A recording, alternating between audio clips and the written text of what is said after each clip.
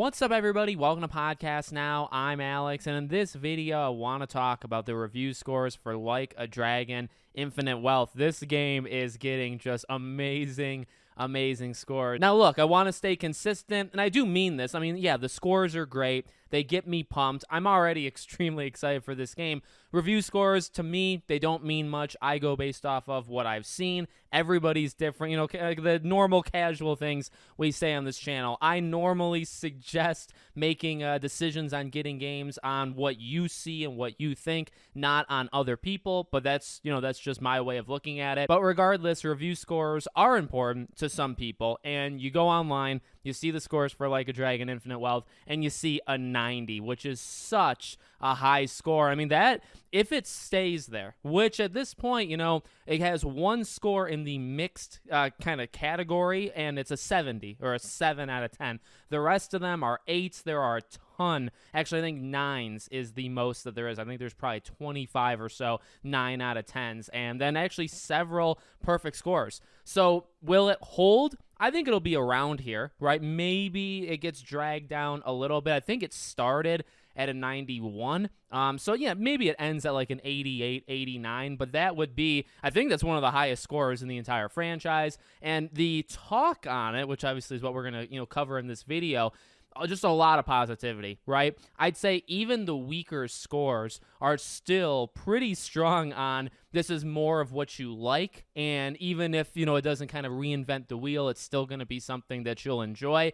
Whereas the higher scores, I saw a lot on combat that seemed to be a reoccurring thing from pretty much every reviewer, at least, again, the higher ones, that combat, the tweaks that they have done, which, we've talked about on the channel, the tweaks that they've done to combat have been extremely good.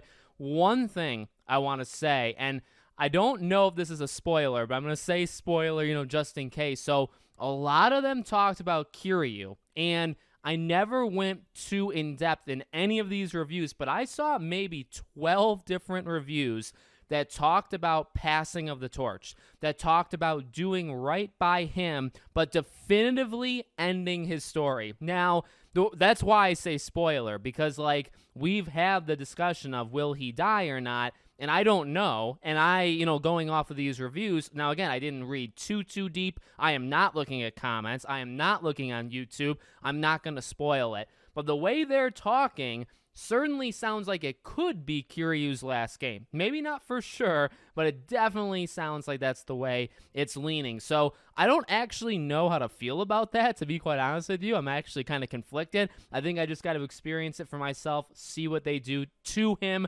with him, going forward and in this game, and make my decision there. But I did want to throw that out because, again, story is something, we'll talk about that in a second, but story was something I saw in a lot of the reviews. Combat or the gameplay, side, quests or side things to do, and honoring and respecting basically Kiryu's legacy. Those are some of the key highlights that many of these reviews went into. So I don't think it's fair to go over some of the stuff the reviews said without, at least throwing that in.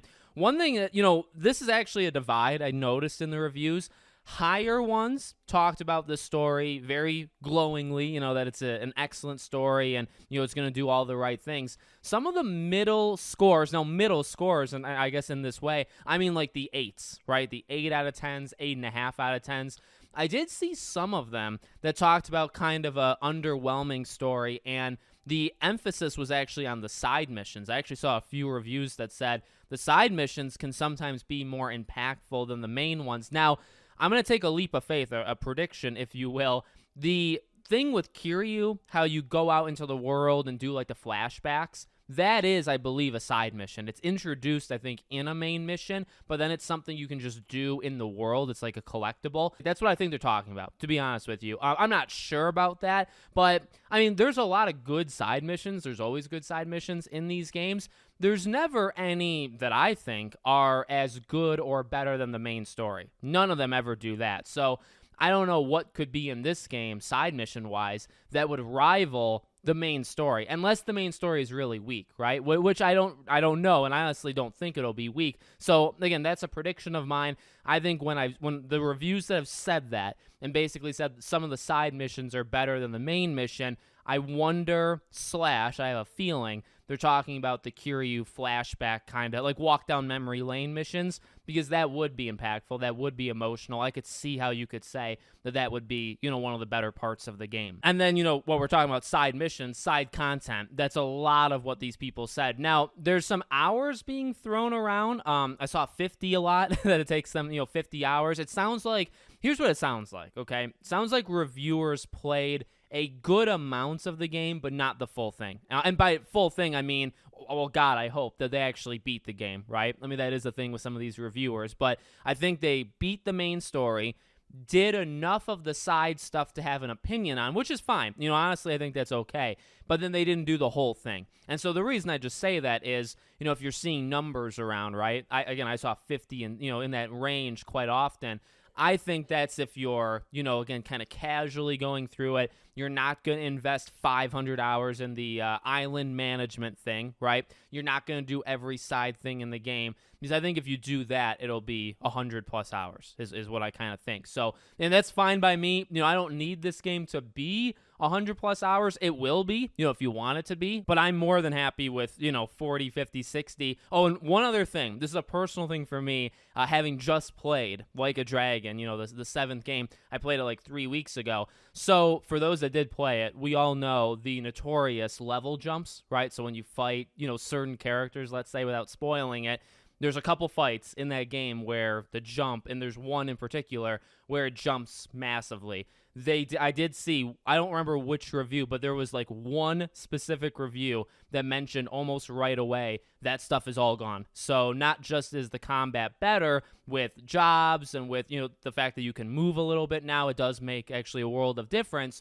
But I did see them talk about there is none of that. You're not going to have those massive level jumps that you had in the last game. So that's great, because that I knew it ahead of time, so I knew to prepare for it. I think a lot of people that played Like a Dragon did not know that when they played it, at launch, so they were probably caught off guard. So that's good to know. So it seems like improvements across the board. It really does seem like this is one of, if not the best ones. I think the way that reviewers are talking about it, they are speaking of it as if it's the best one. Now, Zero is my personal favorite, and none of the others have been able to do it. I think it's just because of the strength of that story, the strength of those characters, and, Majima even having such a big impact.